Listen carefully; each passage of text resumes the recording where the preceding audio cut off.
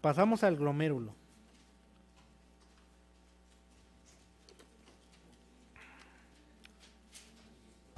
¿De dónde nació el glomérulo?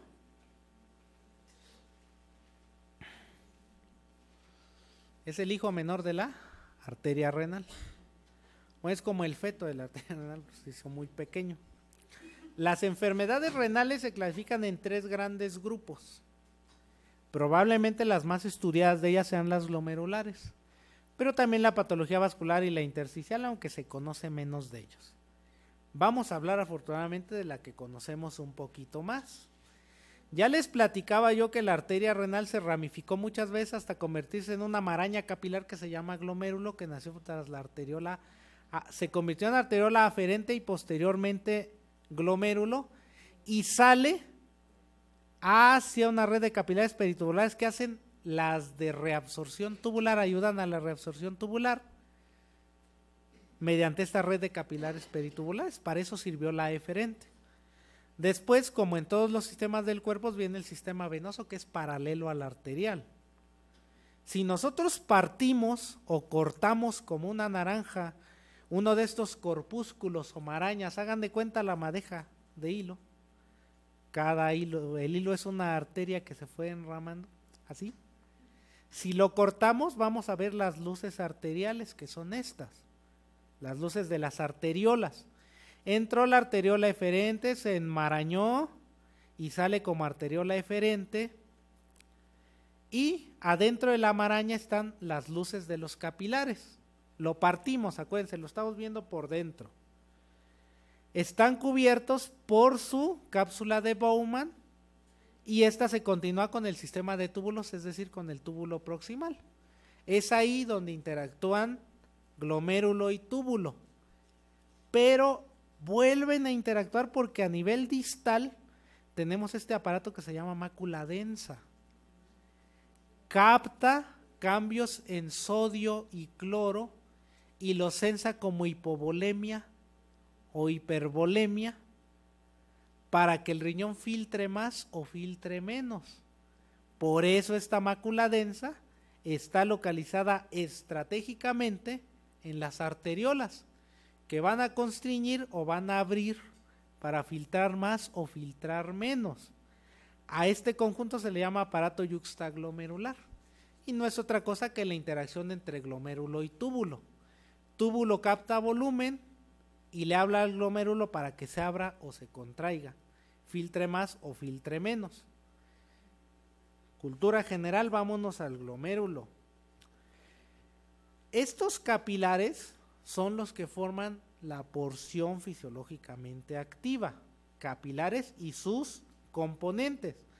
Van a formar una cosa que se llama la barrera de filtración glomerular.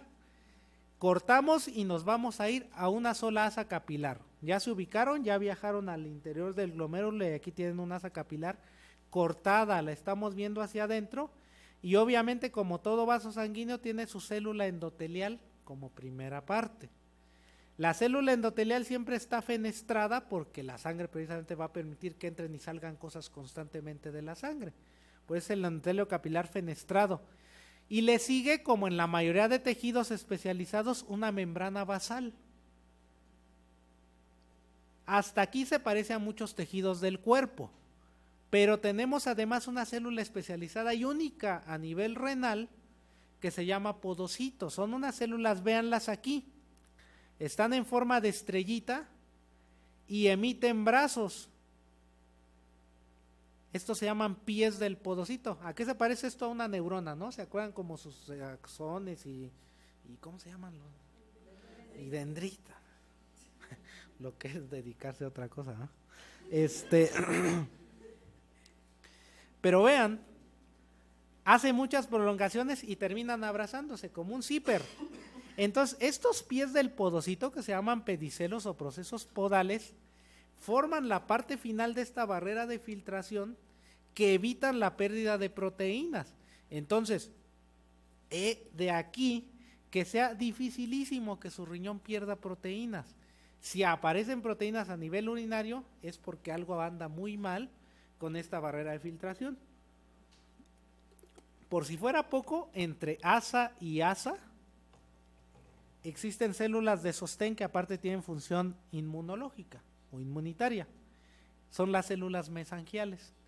Imagínense un ramo de rosas, un arreglo floral, en el que las rosas son los glomérulos y la cosa esa verde donde van clavadas es el mesangio.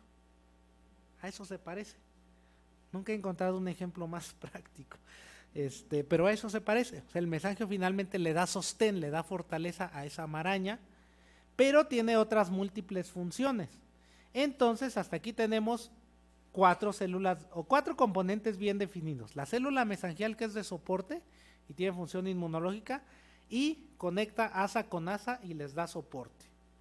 La célula endotelial, la membrana basal glomerular, que es la verde, y el podocito con sus procesos podales, que son los que forman parte de la barrera de filtración. Esta barrera no va a permitir que se pierdan proteínas.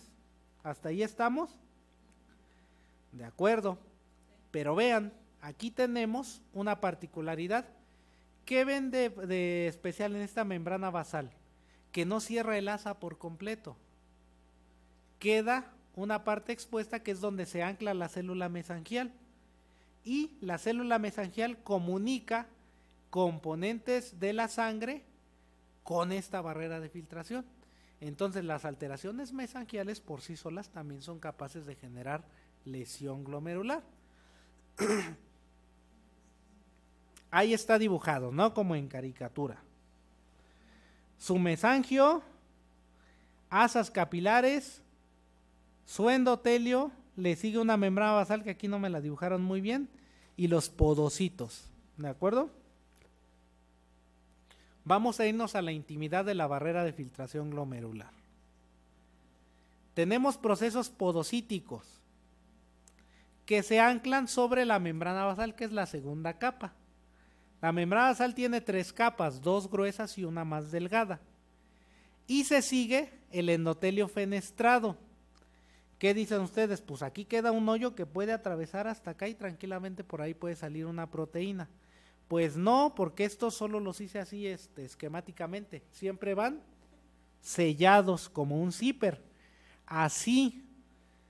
Ya identifican bien esto, lo cortamos y aquí los podocitos hicieron sus pedicelos o procesos podales y se entrelazaron para formar la tercera capa.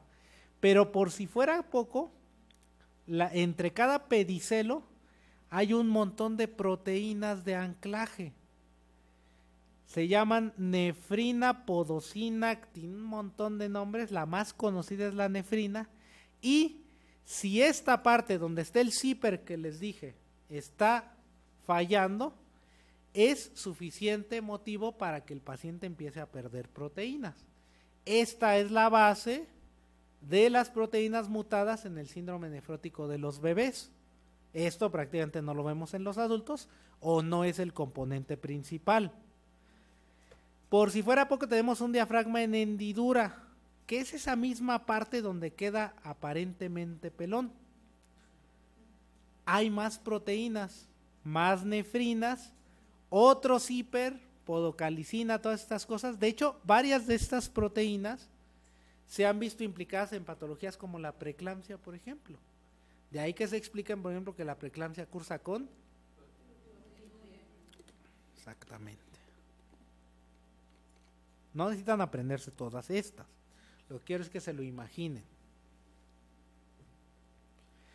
En el sitio donde el pie pega directamente con la membrana basal, que es si nos vamos a la intimidad, ¿qué creen? Más proteínas. Y estas están firmemente ancladas. La aminina, talina, vinculina, ni me la sé yo. Entonces, estas van comunicadas con el aparato contráctil, de tal manera que estas sí ya la hayan. Colágeno, actinina, todas esas cosas que las ven, por ejemplo, en músculo cardíaco. Eso le da estabilidad y permite que esta barrera de filtración glomerular formada por el endotelio, la membrana basal y los podocitos o los pies del podocito formen una barrera de filtración tan importante que permite que se filtre todo menos elementos formes en la sangre. Cualquier eritrocito, proteína que pase esa barrera, es porque la barrera de filtración está dañada. Y esa es la base de la proteinuria o de la patología glomerular, cualquier daño a esta barrera de filtración. ¿Por qué se puede dañar? Pues por un montón de cosas. Por patología proliferativa o no proliferativa, por patología aguda o crónica. La aguda prácticamente no existe, más bien vemos subagudas, y estas son, por ejemplo, las posinfecciosas, que aparecen poco tiempo después de una infección. Histológicamente, nosotros de manera práctica hablamos de patología proliferativa y no proliferativa. ¿A qué se refiere lo proliferativo? A incremento en alguna población celular. ¿Y en qué momentos hay proliferaciones celulares? Cuando hay estímulo inflamatorio, cuando hay patologías activas, cuando hay patologías que están inflamando de manera aguda ese glomérulo, por ejemplo, las posinfecciosas. Aquí vienen y se meten células ajenas, como los polimorfonucleares, resultantes de una infección, fueron e inflamaron ese glomérulo. Es una patología activa. El lupus, por ejemplo, hay autoanticuerpos que van e inflaman el glomérulo, y también se puede presentar como proliferativa endocapilar, como membrana proliferativa, como mesangial. Aquí ya les resultará fácil identificar dónde están proliferando las células. Si es mesangial proliferativa, ¿dónde proliferan? Exacto. Si es membrana proliferativo, pues ahí cerca de la membrana, en algún lugar, pero cerca de la membrana. Y endocapilar es hacia adentro del capilar, o sea, hacia adentro del endotelio. Extracapilar aquí es una cuestión especial, son las rápidamente progresivas. Proliferan células hacia el espacio de Bowman, entre la cápsula y las asas capilares. Se forman capas de células inflamatorias con forma de semilunas, y esa es la lesión típica de las glomerulonefritis rápidamente progresivas, que ahorita vamos a revisar. Y las no proliferativas se refieren básicamente a algún defecto en alguno de los componentes de la barrera, pero que no son patologías inflamatorias, no cursan con proliferación de células ajenas al glomérulo. Aquí estas se caracterizan por proteinuria. Entonces, el tema se llama, me dijeron que era síndrome nefrótico, pero como revisé el programa y es lo único que toca de glomerulopatías, pues les voy a combinar un poquito de síndrome nefrítico y de las otras glomerulopatías. Entonces, esto que es activo es algo agudo, es algo que inflama, es algo que hipertensa, es algo que deteriora la función renal, entonces se presentan como síndromes nefríticos y enfermedades de rápida progresión.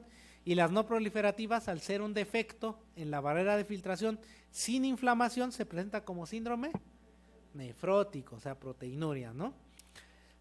Al menos de inicio sin deterioro de la función renal. Y de hecho las glomerulopatías también las podemos clasificar por el mecanismo fisiopatológico. No se claven mucho en esto, pero básicamente enfermedades hereditarias y enfermedades adquiridas. Casi todas las hereditarias es por defecto en alguna de las proteínas de la barrera de filtración glomerular, salud, que les presenté, o por depósito, por ejemplo, de lípidos en enfermedades lisosomales, como el Fabry, como todas esas cosas que en otro área van a ver. Y las enfermedades adquiridas son por mecanismos tanto inmunológicos como no inmunológicos. Básicamente nos vamos a ir hacia el lado inmunológico, que es el componente básico de las patologías glomerulares de importancia clínica. Cuando hay un proceso inflamatorio glomerular se llama nefritis. No es lo mismo decir glomerulopatía, que no estamos siendo específicos, que decir glomerulonefritis. El itis es de inflamación, eso lo vieron en la primaria, ¿se acuerdan? Entonces, son enfermedades agudas o activas. Y el grado de nefritis se presenta como grados diversos de proliferación, es decir, qué tan severa es la proliferación, hasta que se hace extracapilar o se hace miluna. Existe inflamación severa en el espacio de Bowman, y al estar invadido por inflamación el espacio de Bowman, ¿cómo creen que se presente? Pero sobre todo con componente de deterioro de la función renal. Ahí sí deteriora la función renal porque se pierde área de filtrado glomerular.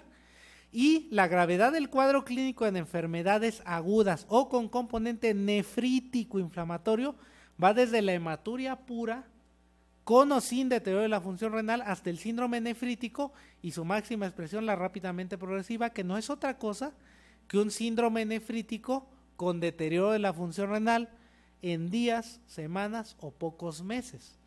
un paciente que empezó y está en diálisis en poco tiempo. ¿Qué conduce a esta inflamación? Depósito de complejos inmunes, de inmunoglobulinas, contra antígenos propios, contra antígenos extraños, contra autoantígenos, contra un montón de cosas. Cualquier situación que genere una reacción antígeno-anticuerpo puede potencialmente ir a depositar estos complejos a nivel renal. De hecho, esa es la base de la glomerulonefritis postestreptocóxica. Una reacción inmunitaria y hace que los complejos vayan y se depositen al riñón. Esa es la base del lupus. Autoanticuerpos que hacen reacción antígeno-anticuerpo y van y se depositan al riñón. ¿Por dónde entraron? Pues por el mesangio. Acuérdense que por ahí no hay membrana basal. Hay lesión tanto mediada por células como mediada por anticuerpos. Las células forman parte de la inmunidad innata, reacciones de toxicidad directa, y este es el componente básico de las enfermedades de los niños, por ejemplo. En patología inmunológica como lupus, como las posinfecciosas, como las relacionadas a infecciones, hay activación de sistemas de inmunidad innata y adaptativa. ¿Cuáles son los dos grandes componentes de inmunidad innata? Ya les dije, uno son las células o los linfocitos citotóxicos y el otro es el sistema de complemento. El sistema de complemento actúa de manera inespecífica, es una serie de proteínas que actúan en cascada y que tienen funciones específicas contra antígenos invasores. Generan ¿cómo se llama? Quimiotaxis, todas estas cosas.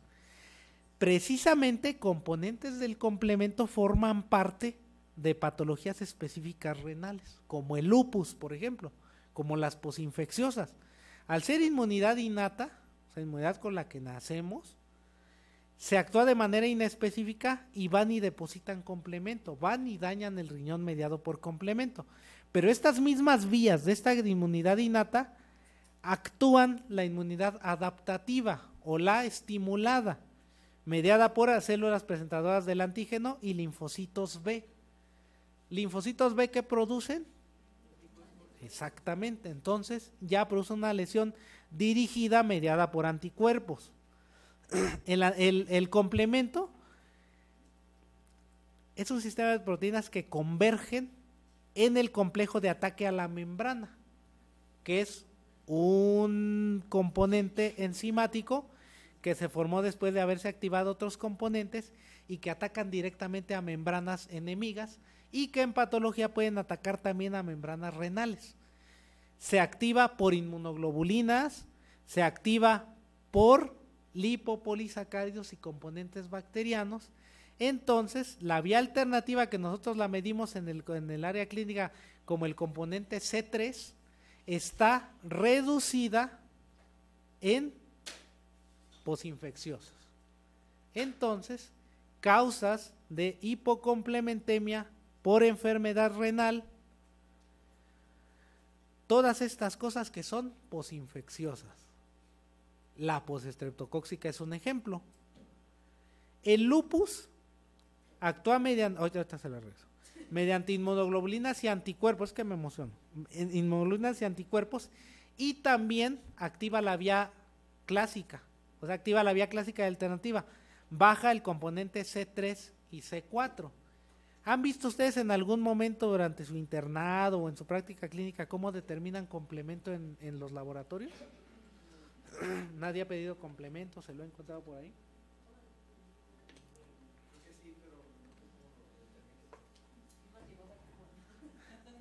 Es muy simple, pedimos niveles de C3 y de C4. Con C3 medimos vía clásica, que diga vía alternativa, y con C4 vía clásica. Se mide en nanogramos y simplemente niveles bajos de complemento se asocian a unas cosas y los niveles normales a otro tipo de enfermedades. Entonces, para pronto tenemos dos grandes grupos de enfermedades que cursan con hipocomplementemia renales, obviamente. Número 1, lupus. Número 2, posinfecciosas, todas las que se les ocurra, incluyendo la postestreptocóxica. Lupus baja las dos vías, o sea, baja C3 y baja C4, y posinfecciosas bajan sobre todo C3. Estas son posinfecciosas también, o sea que no hay pierde. Todas las demás patologías no disminuyen complemento, aunque el complemento forme parte de la patología. Pero aquí el complemento es parte crucial en su fisiopatología. Por eso es muy importante y nosotros en toda glomerulopatía de inicio le pedimos complemento. Muy fácil por eso. Las enfermedades glomerulares de origen inmunológico por complejos inmunes pueden presentarse de varias maneras. Número 1, complejos inmunes circulantes. Se forma a nivel sistémico la reacción y van y se depositan al riñón entrando por mesangio. Ejemplo, las que les acabo de decir. Tenemos aquí una bacteria, tenemos aquí un autoanticuerpo de lupus, se hizo la reacción, van y se depositan estos complejos inmunes a riñón. Tenemos como posibilidad la formación solamente en riñón de complejos inmunes. Va y se forma la reacción inflamatoria a riñón. Algunas glomerulopatías primarias hacen esto. Y también puede suceder que antígenos propios, antígenos endógenos, causen reacción antígeno-anticuerpo por defectos, como en la membranosa, por ejemplo, así se llama. Se producen autoanticuerpos contra componentes propios de la membrana basal y por eso se genera una reacción antígeno-anticuerpo. Entonces tenemos vías celulares y vías humorales para el daño glomerular. De acuerdo a la presentación clínica, vean, las primeras 3 son patologías básicas del síndrome nefrótico. Cambios mínimos en los niños, membranosas en los abuelitos y focal segmentaria en los jóvenes. Y los siguientes son componentes de síndrome nefrítico, membrano proliferativas, que estas son posinfecciosas casi todas, y la rápidamente progresiva. Aquí tenemos también las mesangiales como la nefropatía por IgA. Entonces, vean, les voy a presentar rápidamente las principales enfermedades de las que van a oír cuando empiecen a meterse a este mundo de las glomerulopatías. Aquí tenemos un glomérulo normal, recuérdenme cómo se llama esta cosa. Endotelial, esta verde. Esto. Ya están hechos, con que se aprendan eso hoy. La enfermedad de cambios mínimos es el síndrome nefrótico de los escolares y preescolares. ¿Por qué se llama cambios mínimos? Porque no ven casi ninguna normalidad, pero sí hay cambios de activación de inmunidad celular que provocan que se dañe de manera funcional la barrera de filtración. Estos podocitos se hicieron feos y se intentaron fusionar uno con otro más firmemente para que no permita la salida de proteínas. Y el único cambio que se ve en microscopías electrónicas es la fusión de los procesos podales, pero en la microscopía normal se ve sin cambio, se ve prácticamente normal y es un defecto funcional. Es el síndrome nefrótico de los niños, se presenta como proteinurias de hasta 10 o más gramos en 24 horas, usualmente sin deterioro de la función renal. La proteinuria siempre se acompaña de pérdida de proteínas séricas con hipoalbuminemia y se trata con esteroides. A los niños, como más del 90% corresponden a cambios mínimos cuando están en edad preescolar, se les da esteroide, no se les biopsia de primera intención, porque más pobres niños. La mayoría responden y solo si no responden, se biopsian. Si tienen algún otro componente atípico, se biopsian. Por ejemplo, que este niño estuviera en esa edad pero descendiera complemento, eso no es normal en los cambios mínimos. Lo tendríamos que investigar, probablemente tenga lupus o tenga otro componente. Entonces, cambios mínimos, síndrome nefrótico de los preescolares. Mesangio proliferativa, esta es por ejemplo la de la IgA, nefropatía por IgA o nefropatía mesangial proliferativa. Aquí es proliferativa porque hay incremento en las poblaciones celulares. Normalmente en los esquemas típicos que les mencionaba estaba una célula mesangial conectando estas 3 asas capilares, ¿se acuerdan? Pues aquí tenemos 3. Cuando hay más de 3 asas, de 3 células por componente de asa mesangial, se llama proliferación. Y esto se presenta como hematuria y proteinuria. Aquí usualmente, si no hay compromiso más inflamación, solamente hay hematuria y proteinuria. La focal segmentaria es una patología especial. Hay fibrosis o esclerosis o colágena en segmentos del glomérulo y en focos de riñón. Es decir, no se afecta a todo el riñón. Si nosotros tomamos una muestra de 20 glomérulos, por ejemplo, en una biopsia, van a estar afectados menos de la mitad. Y si nos vamos a cada glomérulo, está afectado no todo el glomérulo, sino solo parte de él. Por eso es focal en focos y segmentaria. Lo contrario sería global y sería difuso. Por eso se llama focal y segmentaria, así se la van a encontrar en la literatura. Se presenta como síndrome nefrótico en adultos jóvenes. A diferencia de los niños, los de focal y segmentaria tienen hipertensión y tienen deterioro de la función renal. La membranosa, vean, aquí cuál fue la única diferencia que ven, complejos inmunes abajo del podocito o del pie del podocito, y entonces este complejo inmune es capaz de abrir para que salgan proteínas, y este se presenta como síndrome nefrótico incluso masivo, más de 10 gramos, en abuelitos, y es la patología paraneoplásica más frecuente. La membranosa se puede presentar acompañando al cáncer de mama, cáncer de colon, cáncer pulmonar. Si se encuentra un síndrome nefrótico en un paciente con cáncer, agua pasa por mi casa, es una membranosa y se quita tratando la neoplasia. Las membranoproliferativas y las posinfecciosas es esto, depósitos de complejos inmunes, pero con proliferación de células inflamatorias, y aquí tenemos polimorfonucleares, que son las células de ataque en infecciones. En la posinfecciosa, vean, se meten incluso abajo de los podocitos y forman esto que se llaman jorobas, así se llaman, así aparecen en la literatura. Y como componente básico aquí tienen a sus polimorfonucleares, que son marcadores de que ahí hubo una infección o hay una infección. Hay otros defectos, como son la alteración en la membrana basal. Aquí, ¿cuál es la única alteración que ven? Pues una membrana basal delgada. Estos son defectos congénitos y se presentan como proteinuria. Generalmente evolucionan lento y únicamente vemos como un hallazgo un paciente con proteinuria. A veces se presenta familiar, de manera familiar. Y cuando hay depósito de componentes ajenos al riñón, el más típico, la amiloidosis, pues vemos el amiloide desplazando a los tejidos renales normales. Es una enfermedad por depósito, y aquí lo que pasa es que no solo hay proteinuria, sino se pierde tejido funcional y a la larga hay deterioro de la función renal. Esa se tiñe, solo por cultura general les agrego el rojo Congo, que es pregunta de examen, para identificar a la amiloidosis. ¿De acuerdo? Claro que sí. Se las voy a pasar, las voy a vender mejor. Sale mejor, ¿eh? Las pueden revisar y todo, nada más no las presenten como suyas, porque tendrían que pagar derechos de autor. No, pero ya le va entendiendo, ¿no? Un poquito. ¿Cómo se va a manifestar la lesión glomerular?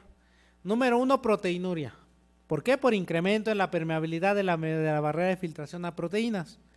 Número 2, como hematuria. ¿Cuándo aparecen eritrocitos en la luz capilar? Cuando se rompe el asa capilar. Más bien en la orina, ¿cuándo aparecen? Cuando se rompe, salen eritrocitos, y la hematuria generalmente es marcador de enfermedad grave. La azoemia, cuando se pierde área de superficie de filtrado. Oliguria o anuria, cuando se persiste con esta pérdida de superficie de filtrado. Y la proteinuria se presenta clínicamente como edema. Si se pierde albúmina por orina, reduce la albúmina en sangre. Se pierde presión coloidosmótica y sale agua hacia el exterior. Por eso están hinchados. Y la hipertensión, cuando hay una retención hídrica importante. De tal manera que los síndromes glomerulares se presentan de esta manera, como alteración asintomática, es decir, una proteinuria aislada. Como hematuria, cuando se presentan los dos, hematuria y proteinuria. Como síndrome nefrótico, que la característica diagnóstica es esta: adultos más de 3.5 gramos totales al día, o niños más de 40 miligramos por hora por metro cuadrado. Esto nunca lo he visto, como no veo niños, no sé si le sacan el metro cuadrado, quién sabe. El chiste es que es el diagnóstico. Como consecuencia, en sangre baja la albúmina, hipoalbuminemia de menos de 3.5, y entonces el hígado empieza a echar a andar mecanismos para compensar esa pérdida de proteínas y echa lo más pesado que tiene, colesterol, triglicéridos. Por eso el paciente está con hipercolesterolemia, hiperlipidemia, lipiduria. Y entonces el síndrome nefrótico no van a tener ustedes mayor problema en identificarlo en un caso clínico. El síndrome nefrítico es el de la postestreptocóxica, así se lo van a encontrar en la literatura siempre. Oliguria, deterioro de la función renal, hipertensión y edema, así aparece. Proteinuria también se puede presentar, aunque no es tan importante como en el nefrótico. Y la rápidamente progresiva es más o menos lo mismo que el nefrítico, pero con una falla renal presentada en pocos días, semanas o pocos meses. Y la glomerulonefritis crónica no es otra cosa más que la glomerulopatía que se convirtió en insuficiencia renal. No se trató y pasó a ser insuficiencia renal.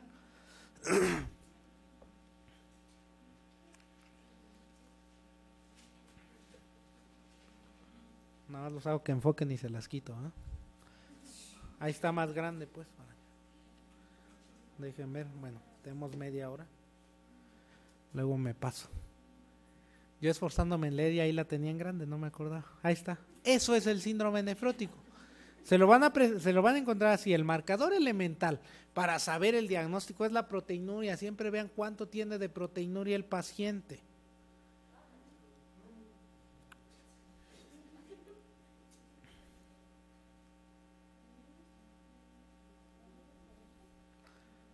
...40 miligramos por hora por metro cuadrado de superficie corporal.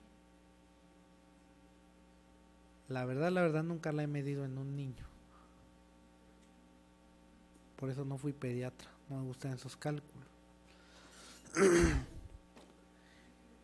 Para que se presente la proteinuria, que es lo que desencadena todo lo demás, se debió haber presentado una alteración en la barrera de filtración que les presenté. En niños, la mayor parte de casos de síndrome nefrótico corresponde a enfermedad de cambios mínimos. En adultos jóvenes y sobre todo afroamericanos, la focalisegmentaria. En abuelitos, las membranosas. Y especialmente si el abuelito tiene una neoplasia, se puede presentar con síndrome paraneoplásico. Y un grupo especial es la amiloidosis, que se presenta en pacientes mayores. Y acuérdense que la amiloidosis acompaña a amiloidosis cardíaca y otro tipo de amiloidosis. En nuestro medio, ¿cuál creen ustedes que sea la causa principal de síndrome nefrótico? Y que aquí no aparece. Exacto. Se ganó una buena en su examen, doctora. Es la diabetes. ¿De acuerdo? Pero pues esa la podemos poner hacia edades mayores, pero no entra como glomerulopatía primaria, es una glomerulopatía secundaria. Y además es un tema que van a ver, creo, después. Vean, sucede como en la cirrosis. Hay proteinuria, resultante hipoalbuminemia en sangre, disminuye la presión oncótica en plasma, se reduce entonces el volumen plasmático porque empieza a fugar. Como se reduce el volumen plasmático, se activan sistemas presores como el de la vasopresina, el péptido atrial natriurético y el sistema renina-angiotensina-aldosterona, todos los cuales resultan en retención de líquidos y retención de sodio, lo que contribuye a empeorar el edema. ¿Quedó claro? Entonces, también por otro lado puede haber defecto primario a nivel tubular que causa retención de sodio. ¿Por qué? Por las mismas hormonas. De hecho, en adultos es el principal mecanismo. En niños sí vemos incluso que puede hacer hipovolemia tan importante que los niños pueden hacer una falla renal aguda por hipovolemia. El adulto retiene más, señalando, ustedes no están viendo, el adulto retiene más sodio y entonces el adulto responde mejor a diuréticos. En los niños hay que tener cuidado con los diuréticos porque son más sensibles a la hipovolemia. Pero ojo, no solo pierden proteínas estructurales, no solo pierden albúmina, pierden también factores de coagulación. Entonces, el paciente, al perder protrombina y todos estos factores, sobre todo antitrombina, tiene mayor frecuencia de eventos trombóticos. Y si eso le sumamos que el paciente tiene hiperlipidemia y aterosclerosis acelerada, por eso mismo incrementa su riesgo cardiovascular. A mayor proteinuria, más riesgo de eventos trombóticos. De hecho, el caso que sí viene casi de manera oficial en el examen nacional de residencia es un síndrome nefrótico que por ahí les hace un cuadro de trombosis venosa profunda. No la vuelvan a tener mal. Aquí está la explicación. Entonces fue un síndrome nefrótico que se complicó con trombosis. El hígado, vean, aquí es que este dibujo está bueno. Daño glomerular, proteinuria, hipoproteinemia o hipoalbuminemia, disminución en el plasma de la presión oncótica y edema. Entonces, el hígado, de manera compensatoria, incrementa su síntesis de proteínas y entonces empieza a echar colesterol, triglicéridos. Entonces, ahí están explicados todos los componentes clínicos del síndrome nefrótico. ¿Nunca se les vuelve a olvidar? De acuerdo. ¿Por qué es importante? Los pacientes pueden empezar sin deterioro de la función renal. Aquí tienen sus componentes que ya se lo saben de memoria y aquí los túbulos.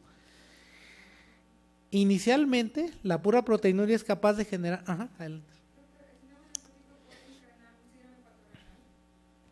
De inicio no.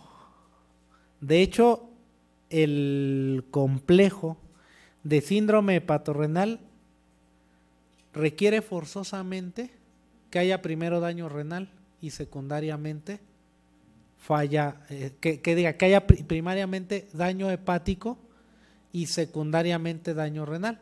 Y el proceso fisiopatológico es distinto. En el hepatorrenal, acuérdense que hay vasodilatación esplácnica, pero de manera compensatoria se echan a andar sistemas presores como el de la sistema renina-angiotensina-aldosterona. A nivel intrarrenal, la hiperactivación del sistema renina-angiotensina hace que el riñón esté constriñido y la esplácnica dilatada. Entonces, por daño vascular y por daño persistente, hay falla renal por la falla hepática. Pero no, son procesos completamente distintos. Aquí esto no genera daño hepático, o al menos no lo hace de inicio, casi nunca lo hace de inicio, más bien el hígado responde. Y mientras tengas un hígado competente, pues tu hígado va a seguir compensando. Pero vean, pasó entonces que hubo proteinuria, sigue la proteinuria y esto va a pasar al sistema de túbulos, ¿se acuerdan los que les presenté hace rato? ¿Qué es lo que va a hacer el túbulo proximal con estas proteínas? Pues las va a intentar reabsorber, exactamente. Y en su intento por reabsorber, pasa al intersticio y genera reacción inflamatoria. Esas proteínas no deben estar haciendo nada ahí. Generan liberación entonces de moléculas proinflamatorias y profibróticas y terminan en esclerosis glomerular, atrofia tubular, fibrosis renal, pérdida de todo, pérdida del riñón. Por eso el síndrome nefrótico no tratado o el síndrome nefrótico a evolución natural va a evolucionar a insuficiencia renal crónica y por eso es causa de insuficiencia renal crónica. La enfermedad prototipo en adultos es la focal segmentaria. ¿En niños cuáles quedamos? Los cambios mínimos. ¿Y en los señores y en los paraneoplásicos? ¿Y en la población general? Diabetes, ¿vale? Síndrome nefrítico. ¿Algo con síndrome nefrótico que quede por aclarar? ¿Podemos avanzar? ¿Le entendieron? Dicen, pues no, pero ya tengo hambre. Todos.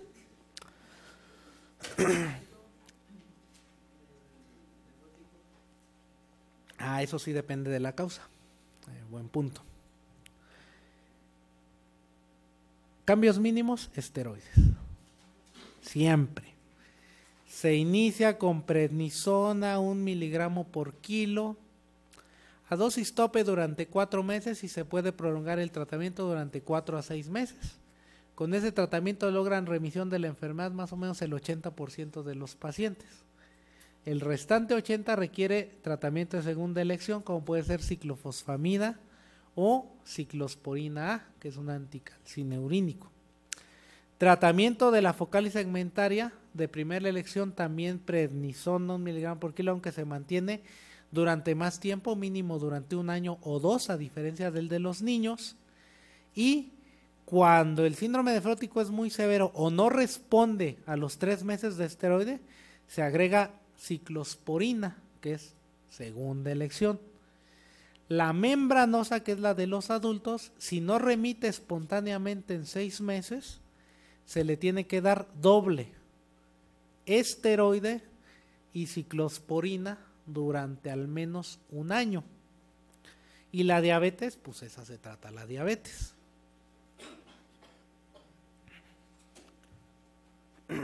¿De acuerdo? ¿Algo que no se les haya quedado? Digo, finalmente estamos hablando de principios, por eso no puse los tratamientos, pero bueno, sí, está bien, está bastante válido. Casi siempre la primera opción de tratamiento que les va a venir en un examen son los esteroides.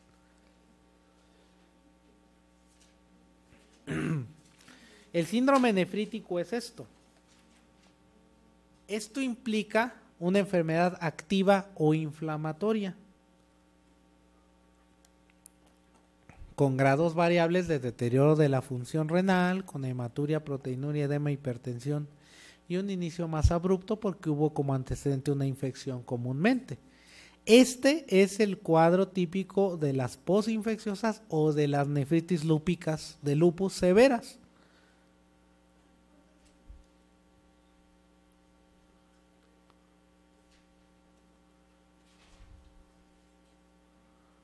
Deberían tener un correo en común para que te reciban todo eso. Supongo que debe haberlo. No lo sé. ¿Ya? Ay, me estoy regresando. Causas básicas estas: las posinfecciosas, la nefropatía por IgA y el lupus. Se caracteriza por inflamación, saturación por células inflamatorias del asa capilar y sedimento urinario activo, es decir, aquí vemos eritrocitos dismórficos. ¿Qué es un eritrocito dismórfico? Un eritrocito que para atravesar la barrera de filtración se tuvo que deformar y en orina aparece como acantocitos o cilindros eritrocitarios. Cuando el paciente tiene más del 80% de esos cilindros, es un sedimento nefrítico o un sedimento activo. Y finalmente, como hay inflamación persistente, hay reducción de la tasa de filtrado glomerular y es resultante de enfermedades proliferativas o inflamatorias, básicamente las posinfecciosas, que vean, se presentan ante un antígeno específico como estos, formación de complejos antígeno-anticuerpo en la circulación y depósito en el riñón, formación de antígeno-anticuerpo dentro del riñón, daño directo por los anticuerpos, daño directo por los polimorfonucleares, o sea, se daña de diversas maneras el glomérulo. Entonces, esto produce una inflamación terrible y un cuadro nefrítico. Salud. Diferencias típicas, pues aquí está, ¿no? Un nefrótico se formó de manera más crónica y el nefrítico es reciente. El edema es más común en el nefrótico porque baja más la albúmina, se pierde más presión oncótica y la proteinuria suele ser mayor, mucho mayor. La presión arterial en el nefrítico, como es una pérdida abrupta y hay hipervolemia abrupta, está elevada generalmente, también con incremento de la presión venosa yugular. La proteinuria obviamente es mayor en el síndrome nefrótico, pero suele existir en el síndrome nefrítico. La hematuria debe ocurrir en el nefrítico y muy pocas veces en el nefrótico. Los cilindros eritrocitarios o de célula roja, o sea, el sedimento activo es del nefrítico, no del nefrótico, y la albúmina debe bajar mucho más en el síndrome nefrótico. ¿De acuerdo? Es relativamente fácil. Y bueno, pues de inicio, uno baja la función renal y el otro no la baja, aunque el nefrótico, cuando es focal y segmentaria, por ejemplo, puede bajar la función renal. Cuando ese síndrome nefrítico evoluciona en días, semanas o pocos meses, se llama glomerulonefritis rápidamente progresiva y se debe básicamente a 3 tipos de enfermedades. Una, anticuerpos contra la membrana basal, que es cuando se acompaña de hemorragia pulmonar y hay anticuerpos contra la membrana basal, se llama síndrome de Goodpasture, lo vemos poco, visto como 3 en la vida, aunque en el general los vemos un poquito más. El otro tipo de enfermedad son las vasculitis, granulomatosis de Wegener, poliangitis microscópica, que son vasculitis que afectan básicamente al riñón y se presentan también como rápidamente progresiva con vasculitis e incluso también puede haber hemorragia pulmonar. Y el prototipo de todas es el lupus. El lupus puede ser tan catastrófico que se presenta como un nefrítico, se presenta como una rápidamente progresiva e incluso se puede presentar como síndrome nefrótico. El lupus es universal, el lupus se puede presentar como ustedes quieran. Y los marcadores específicos son los ANCAs, los antineutrófilos contra el citoplasma del neutrófilo en vasculitis, los antimembrana basal glomerular en Goodpasture y los específicos de lupus, que son los antinucleares y de daño renal, anti-DNA de doble cadena y niveles bajos de complemento, como se los había dicho hace rato. Y vean, cada una de estos componentes de enfermedad tiene antígenos específicos. No es necesario que se los aprendan. Solo estos 3 grandes grupos de enfermedades que pueden causar una rápidamente progresiva. ¿Y cómo se formó la celulona? Muy simple. Un cuadro nefrítico severo rompe la barrera de filtración glomerular, escapan componentes de la sangre como células inflamatorias, hay estímulo para que se atraigan células inflamatorias y células de la propia célula de la capa de la cápsula de Bowman y entonces se forman estos componentes que hacen forma de semiluna. La lesión histopatológica es la semiluna, que vean, por esto, una forma rara, pero así le han puesto, semiluna. Y la única diferencia se parece mucho al síndrome nefrítico, pero evoluciona rápidamente a falla renal aguda. Hay hematuria más importante, dejan de orinar más rápido los pacientes y la hipertensión puede o no existir, pero generalmente como va rápido, a veces no les da tiempo de hacer hipertensión. De hecho, las mismas causas de síndrome nefrítico pueden hacer rápidamente progresiva. Estas, a diferencia de las otras, cuando es posinfecciosa se trata la infección y no requiere tratamiento específico. Pero si es rápidamente progresiva, el tratamiento son siempre esteroides a dosis altas, ciclofosfamida y en algunos pacientes plasmaféresis, es decir, recambios plasmáticos. Le sacamos su plasma y le metemos plasma nuevo, sobre todo cuando hay anticuerpos como los de contra la membrana basal del Goodpasture o los de las vasculitis contra los citoplasmas del neutrófilo. Lupus no se usa plasmaféresis. Y finalmente, estos síndromes es cuando tenemos estos síndromes que hacemos la biopsia renal. Nos permiten establecer el diagnóstico certero, la evolución, pronóstico de acuerdo al grado de fibrosis y obviamente el tratamiento. Nosotros le hacemos 3 procesos al tejido renal que sacamos: microscopía de luz, fluorescencia electrónica. Esto es mero cultura general. Y lo que sí pues es importante, se me hace válido que sepan, es qué tinciones utilizamos para tejido renal. Hematoxina y eosina, que es inespecífica, pero nos permite dar un panorama amplio de la muestra. Tinciones tricrómicas, como el tricrómico de Masson, que es el más básico de ellos, y nos sirve para teñir colágena. Y la colágena es el componente fundamental del tejido conectivo. Tejido conectivo igual a fibrosis, o sea, nos dice qué tan dañado está el tejido renal. Sustitución de tejido sano por fibrosis. El PAS, o ácido periódico Schiff, nos permite delimitar todos los componentes del glomérulo, complejos inmunes, e identificar el tipo de células implicadas en inflamación. Y la plata metenamina de Jones, nos sirve para iluminar esto. Acuérdense, de acuerdo a los que, ¿qué será esto? Exactamente, tiñe membranas basales glomerulares y determina entonces enfermedades en las que la alteración de la membrana basal es el principal componente. Y sustancias especiales o coloraciones especiales, por ejemplo, para el amiloide, que la tinción de elección es el rojo Congo. Así están ustedes. De hecho, creo que nada más quedó uno, ¿no? ¿Dudas, preguntas?